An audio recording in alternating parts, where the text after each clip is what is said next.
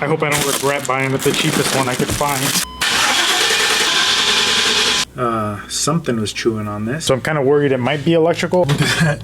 It almost looks like JB Weld or something on here. We got a new project. So this is a 1997 GMC Sierra. It's a 3500. So this truck was given to us. It's currently dead. It's pushed in here. We're trying to figure out what's going on with it. If you haven't seen this project, be sure to check it out. It's a side-by-side we bought. We had to replace just about everything on this thing to get it running. So anyways, it's not starting. It's cranking over. I haven't looked into it. I just pushed it in here. So we're about to do some digging. Let's take a look, see what we got. To me, it sounds like a fuel issue. Here she is. You can see here, something was chewing on this. We've had issues with wires being chewed out here, unfortunately, especially if you leave the car parked for too long. But let me show you what this thing's doing. So that's what's going on. We'll check for spark, fuel. I did preemptively buy a fuel pump for this thing.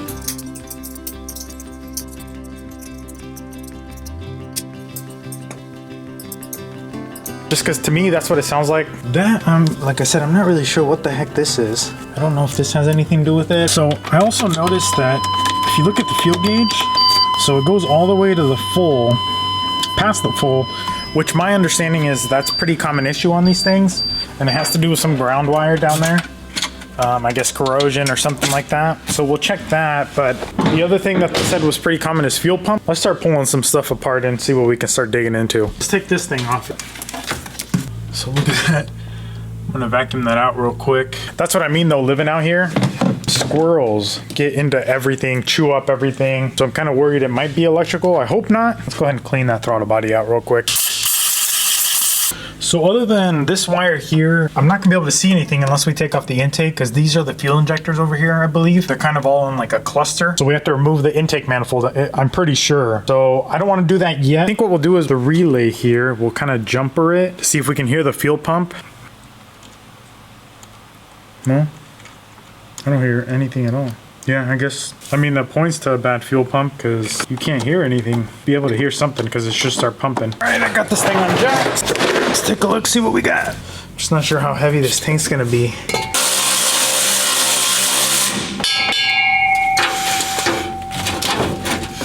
Oh, she's definitely heavy. Maybe I don't want to undo that all the way. All right, let's get a better plan here. So I think what I'm gonna do is probably drain the fuel out. I think I got something figured out. This is one of the options we've got. So this is a little transfer pump from Harbor Freight. I think they're like $6. It's got a little fin at the bottom. So I had to basically downsize from that to this and downsize from this to this hose here to fit it inside the tank. I don't know if it's gonna have enough power to pull the fuel, but I figure we give it a shot because there's no way I'm gonna be able to hold the tank down with all that fuel in there.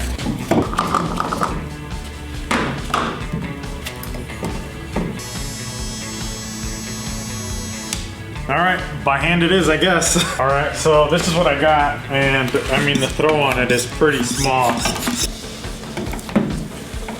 So there's 5 gallons there, 5 gallons there, 10, so that's 15, 20, and look at what the gauge says. Not even halfway. I'm pretty sure that gauge is broken. There's no way this thing's over 40-gallon tank. Huh, I'll have to look it up. I don't know what size gallon or what size tank these are.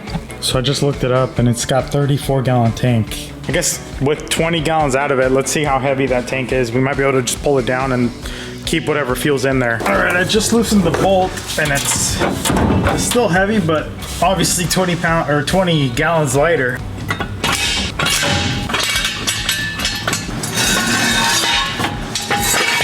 Sweet. All right, we got it out. There's the hat. Let's go ahead and take a look at the new one real quick. Oh, this is the one I bought just off Amazon. It was actually only $50. I called around locally and I wanted 200. It was like 180 or something. I hope I don't regret buying the cheapest one I could find. So let's pull that other one out and then we'll compare them real quick. I got it cleaned up, but it looks like it's got some, it almost looks like JB Weld or something on here. That's kind of weird. I'm not sure why that would be unless this thing is cracked or just not sealing right. I'm hoping it's not the fuel tank that, you know, there's something wrong with the seal there. So look at that. It's like caked all over this hat.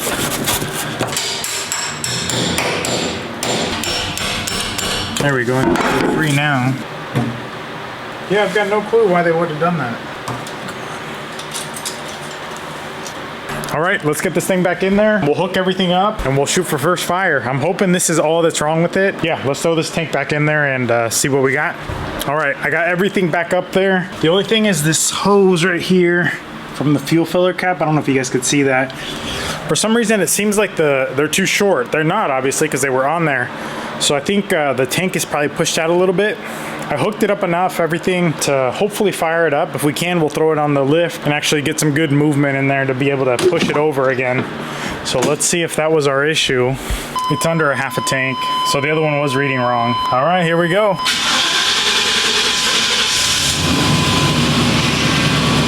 That was it. All right, this thing sounds good too. Make sure we got no leaks. That's sweet. Sounds really good. Oh, that's right, I forgot to hook up this hose. That intake I took off to try to look where the injectors were. I need to plug that stuff back in before it throws an engine code. All right, let's get this thing moved and on the lift. See if this thing just fires right up. Turned over like a couple times and fired right up. Let me get a little momentum. Actually, that would be a good time. I just don't want to burn out on the too high.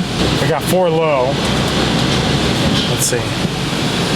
Oh yeah, you can definitely tell. Sweet, it works. The way I set up this concrete isn't ideal, but it's just because it was the addition. Oh, that's cool, look. It lights up when 4-wheel drive is on, so let's go ahead and go. So that's neutral. Oh, that wasn't good. Am I in neutral? Yeah. I don't know why I did that. But you can see there, it's not lighting up, but you can see rear wheel drive. There's 4 high, and it's lighting up 4 high, 4x4. So here's 2. Let's see if it goes. And there's 4. Yep, shows 4x4 again. So there's 2, which is what we want to drive in. All right, sweet. Let's get this thing up in the air. This thing is up here as high as it can go. It almost hit the top of the garage door. Can't go all the way up, but you can see here.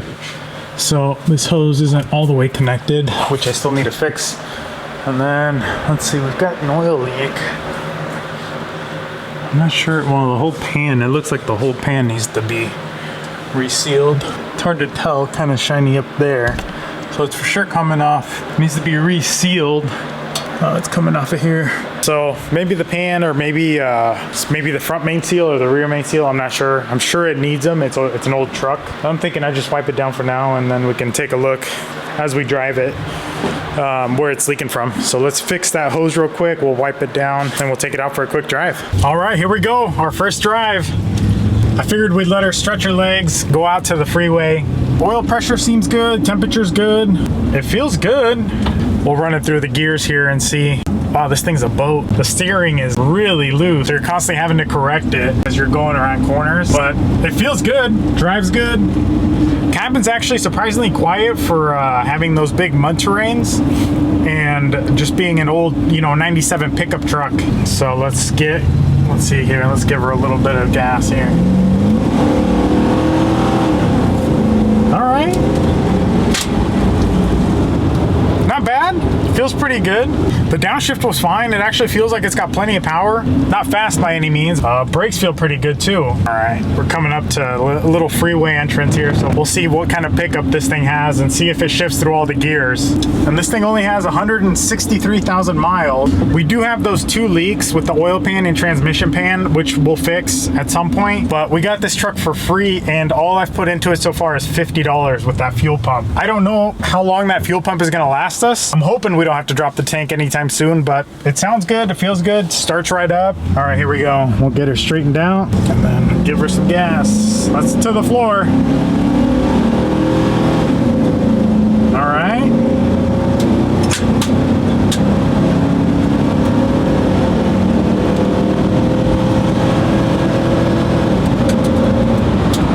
It's shifting fine.